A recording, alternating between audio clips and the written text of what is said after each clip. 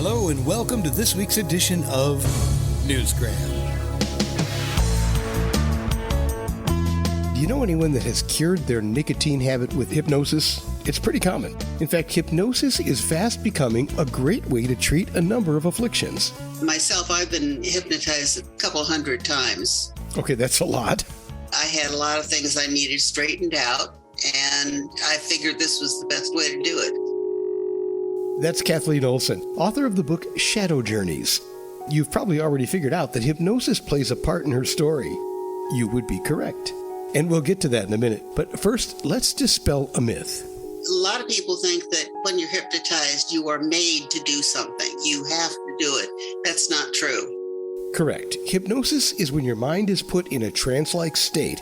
It feels a lot like sleep, but you're fully aware of what's going on. It's becoming a common treatment for all kinds of ailments like anxiety and depression. People use it to quit smoking or to travel to the fifth dimension, where they can find answers to questions like, how many lives have you led? How many people have you been? Or how did you die?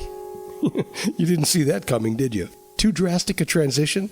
Let's back up for a second. Meet Jen Markov, a woman with violent, blinding headaches. Headaches so bad, she needed to be hospitalized.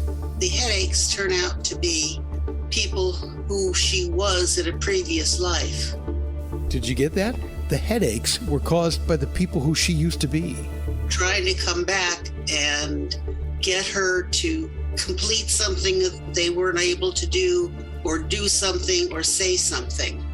Of course, we're talking about a work of fiction here. Her book, Shadow Journeys, explores the concept of past lives, past life regression, hypnotherapy, and opening a pathway into another realm. It's a fun mixture of concepts that creates an interesting premise. What if your headaches were caused by the unfinished business of who you used to be? It's pretty cool. I wrote sadly about a woman who was caught in the Holocaust. I wrote about an American, Native American. I wrote about a very little known and should have been known person who was involved in the Lincoln conspiracy. An eclectic bunch, to say the least. There are interesting things in this story, and I guess that's why I was drawn to it.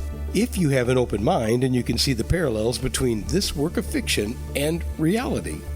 In all seriousness, if you have issues in your life, it is possible to address them, and many times they can be traced to past lives.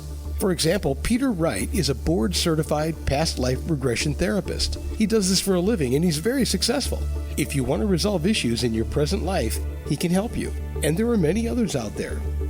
So anyway, Kathleen uses this concept in her book with the character who was caught in the Holocaust.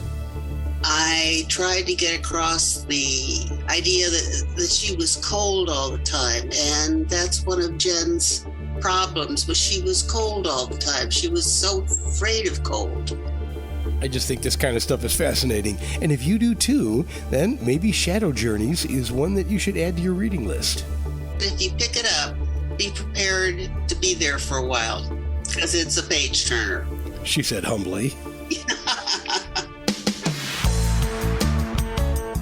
Shadow Journeys by Kathleen Olson. It's available online at Barnes & Noble, Amazon, and many other places. And, of course, we put a link to it right there in the show's description. And that will do it for this multi-realm edition of Newsgram.